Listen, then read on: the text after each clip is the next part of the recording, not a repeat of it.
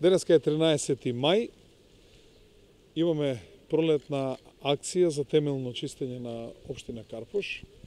Сите вработени од општината се буквално пуштени, што се вели, во стрелци, ни цела општина, се што ќе најдат, хартивче, ливче и така натаму, сето тоа да се собере и да се стави, да се одложи на соодветно место. Имаме подршка и од најмладите. Морам да констатирам дека општината е далеку во подобрена хигиенска состојба. Од она што на терен сега собираме, најмногу собираме најлончиња од опаковки од цигари, пикавци, упалјачи и така натаму, што значи некако најнеодговорно ни се однесуваат кон хигиената пушачите.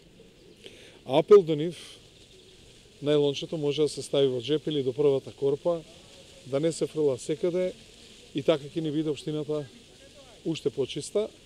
И јас оно што можам да го ветам е дека секој месец вака ќе направиме една заедничка акција со сите вработени, ќе се подружиме малце, ќе чистиме за да ни биде убаво како што треба и како што доликува на општина Карпош. Сакам да укажам малце околу косењето на зеленилото.